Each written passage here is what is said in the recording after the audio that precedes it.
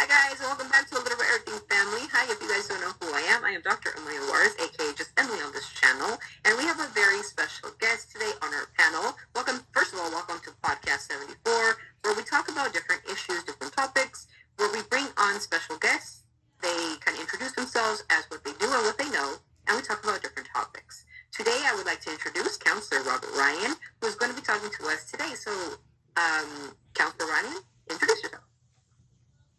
Hello, Counselor Ryan. Today we're going to be going over some cyberbullying, social media concepts, and anything from body shaming, etc., so we can get this across the platform for these kids to better be well known to where, the situation has to get under control. Definitely. So I have some questions about your experiences. As you know, there was a snug at A Little Bit of Everything family. We all know the snug, right, where there was some images that were taken from my channel and being mocked, etc. And YouTube kind of just made it as a meme, as a joke type of situation. As a counselor, Right. I know that you were a counselor not in the States, and we talked about this. You left to a different country, and we don't have to mention the country, sir, but we do know that you were a counselor in a different country. Was cyberbullying, because we know that cyberbullying is one of the things that we in the United States of America are not talking about enough, right? So Right.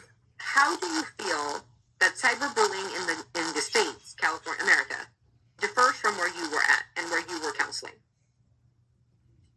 Well, the big difference between where I was at to where here in the United States is cyberbullying was unacceptable in that situation over there. Nobody put anybody down. No one ever put, when it comes to what you wore, what you drove, where you lived, none of that is the same as we have here. Here it's a whole different ballpark to where you're judged on everything you do, from body shaming to, exactly what you're driving and where you live and so on and so forth. So it's a big difference there than it is here. It's more respectful there than it is on the United States part. Here, I think it should be under control a lot better than it is at the moment, because now it's terrible for, the newer generation of kids of what they're going through compared to what it is over there. Because it's just something it's not tolerated from where I was at. So it's like, if any of that was thrown out to any type of child, you were automatically cut off. Okay, so it was like different regulations, you think? A whole set of different regulations, yes. Definitely. So I went on and I looked at the Journal for the American Academy of Psychiatry and the Law, and I found an article, and I thought it would be interesting for us to share. And I'm going to just share a little bit. It says, an unprecedented exposure of today's youth to the internet and technology carries many benefits, but also twice as many risks. And that's exactly what you're saying, such as cyberbullying and online predation, right? Where predators, right, are on it. The incidences of both cyberbullying and adolescent suicide are rising in the United States. So now they're not declining; they're on the up, right? Yeah, it's on the rise. Yes, of course. So, they're both cyberbullying, suicide rates are rising, and in recent Centers for Disease Control and Prevention data shows that 14.9% of adolescents have been cyberbullied, and 13.6% of adolescents have made serious suicide attempts. And again, the source is the Journal of American Academy of Psychiatry and Law. It's called Cyberbullying and Adolescent Suicide. Of course, McDaniel, Teroshima, and Renee Binder did this in 2023. So we could just imagine the exposure with now TikTok as part Oh, yeah. Correct. Yes. of 2020. So now we know that cyberbullying was on the rise. Now we know that it's even at a higher percentage. What would you do, Counselor Ryan, if YouTube did a lot more for our youth? What do you feel that YouTube needs to do? And I'm calling out on YouTube, as I told you I would, that would help to stop maybe some of these attacks, or to prevent certain language, certain mocking, body weight, body shaming. What do you think YouTube can do as far as that? In my opinion, the regulations should be to where when it comes to any type of cyberbullying, if you're on let's say, a family or somebody's doing a live and you come up on there and you start being rude or disrespectful, Right. I feel that YouTube cut you off or send you a warning saying if you keep going on the situation that you're going to be not respectful towards the channel, that you're going to be automatically kicked off. I put it as if you get that, that's great. It should be done. When it gets into further of, let's say, if you do it on multiple channels, they should automatically take you off your own platform. Like trolling, right? No matter how long you've been on it. So I feel, there should be more security when it comes to that, because especially when children have their own channels, when it comes to kids, younger kids, Right. I think YouTube should not allow any type of comments. They should have them turned off. Completely parental In other control. words, the kids can enjoy what they're doing, either with their dolls or whatever they're into. They have their little channel. Okay, but when it comes to comments, I think the comments for younger generations should not be turned on. I agree. In my opinion. But when it comes to lives or anything like that, they should have a warning that automatically pops up on their side saying you're being disrespectful, you're crossing, the regulations of what's part of the channel. You should not be doing. If you keep going with this, we're either going to, disconnect you or cut your channel off. They should throw that out there now, because it's getting out of hand, especially when it comes to if that specific person doesn't like what they're seeing, they're going to start, for instance, grabbing your picture, adding new things on there, making you look like in a disgusting type thing or provocative way. That should automatically be a red flag, and it should shoot off right there. Yeah, that was my next question to you, Councilor Ryan. So, what do you feel about when they take your image without copyright, no copyright at all? An image belongs to you, right? Any image belongs to you. How do you feel about when a YouTuber, an influencer, when you're not a public figure and your picture shouldn't be posted all over the internet, right? We know. How do you feel about things like that? Should there be a red flag when that person did not give consent? Should that person be advised that their image was taken? For example, if you're going to screenshot a live or you're going to screenshot a video, do you think that channel should be warned? Because I believe in copyrights, right? Of course. The channel should be warned. The channel should be notified that, there's pictures out there floating of your picture being, put out there in a, let's say, provocative way. Right. So, I think, a red flag should go up right away, and they should, get a hold of that person from that channel to let them know, okay, you've crossed lanes. Did you ask permission? If not, cut them off. I feel you should be cut off. One of the things that I've noticed recently in change in legislature, and this has to do with Congress and everything else, they talked a little bit about cyberbullying. One of the things that I've learned is what's happening with the cut and pasting, where they take a picture of a person, let's say myself, right?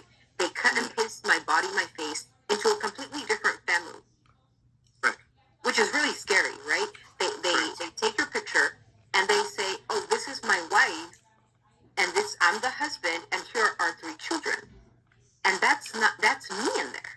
I'm not saying me, but I'm just saying what's going on. And Congress had passed a law saying about copyrights. So that was one of the things, and I'm really surprised that YouTube, and again, calling out YouTube, how did they let a screenshot get passed on to another channel without consent, my consent, right? As you know, I was attacked. So how did they not get, particularly that situation, and say, hey, this is what happened. You're going to be warned. You cannot be putting other pictures, especially that I didn't give the permission. Right. So I think that's one of the regulations that needs to be maybe looked into again. And I feel it could literally destroy a family, a marriage, a relationship. Oh, yeah. Marriage, a business, depending on what it's in reference to.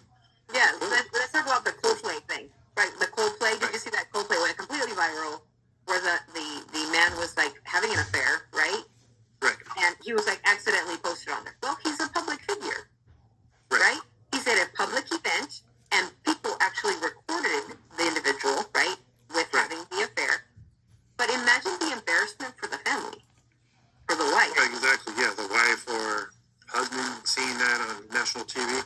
Exactly. Yeah, it's very embarrassing. Yes. And I don't think it should be allowed. Truthfully. How did it go? Not only onto TikTok, it went onto YouTube, it went onto Instagram. I mean, now it's become like, yeah, it just went viral.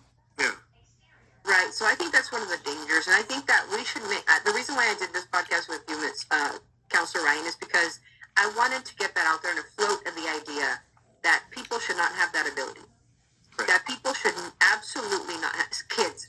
What happens with kids is they get these channels on YouTube, TikTok, whatever, and they do whatever they want, and they're not held accountable, right? Right. But if it's Right. me doing it, see, because they hide always behind like I'm a minor, right? Right. Exactly. And I can mock you, I can make fun of you because I'm protected because I'm the minor. But Right. what happens? Nothing can be done to you. What happens when the adult is affected? Oh, we're in trouble right away. Right? If I was to say something mean about a child or a teenager, oh, this is predatorial, right? Right. This is awful.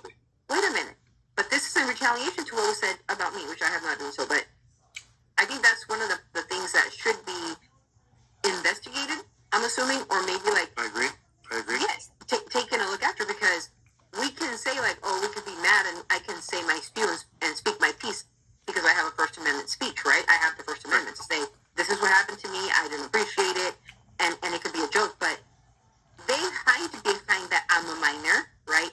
I'm a minor, there's nothing you could do, I can call you fat, I can call you, excuse me, and please, I hope no one takes offense, I can call you a whale, I can call you a gremlin, I can call you this and call you that, and I can, take your picture, put it on my platform, make fun of you, but you can't do the same thing back because guess what? You're talking to a minor. Correct. So I find it disgusting on YouTube that they don't see these things. Right. Because they don't understand. Mental health is it goes both ways. Right. Right? A child can be impacted, that's called trauma, but so can an adult.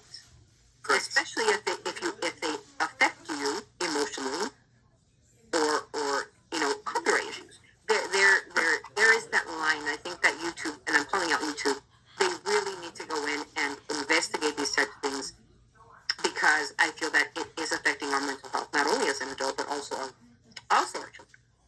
Right. And I feel. But, that was a couple of questions, and thank you so much for joining the podcast. I think we've learned a lot and what we can do. I think I'm going to add some and just pivot one point that nobody should be making fun of no one. I also believe another pivot point is that YouTube really needs to step up their regulations as far as copywriting, taking images, making fun of other people, especially their weight, how they look, etc., because it is mocking. It's not funny. Well, yes, Right. especially with religion, everything Yeah, applies. because some people are actually like trying to make a name for themselves, or they're doing something that can literally tarnish who you are. Right. Because of other people's actions. So as to end this, what do you recommend, or what do you want to say to YouTube to the cyberbullying and what's happening around the world and the United States in particular? To me, they have to enforce more of the regulations. They really got to push at it for everything that's going on. Situations that go on these channels. I mean, you got people, like you say, go through mental health issues. Okay, there's people that have channels that are just trained to empty their hearts, looking out for somebody that's out there to listen. Because if they don't have anybody to listen, this is what they put the platform out there for. Okay. Doesn't mean discriminate. Doesn't mean put them down. Doesn't mean put them, go toward. Let's give that type of resource where they can go and do that. And instead of us saying, hey, you know what, you're going to be okay, just keep calm, everything's good. Because it seems like they like to kind of twist things, and it's not. Well, yeah, because if we get involved and we don't know the situation of what the person is going through, That's correct. they can flip a script on us and make us look like the bad person. Yeah, and as a family, as you know, a little bit of everything, family was created to be a family. There's maybe 6 or 7 of us that are real tight, and we're interconnected, and we're a loving family, to the point where we can count on one another. We can call each other and count on one another. Chubbs and Julian, and Chris, and we have a tight-knit community. And shout out to all of my mods, every single one of them. We want to shout them out, but we are there to kind of help each other out. And when people pop up on our lives and they say, we're talking about a subject or a song, or remember the time when we got kind of bombarded with a heart attack situation? Remember that heart attack? Oh, God, I'm never going to forget that one. That was one moment that I'm never going to forget. I mean, I felt bad. We all felt bad, and to know that it was a lie. A joke? Is disgusting. Yes. Yeah, it was a joke. It was like literally we're thinking. Total joke. Just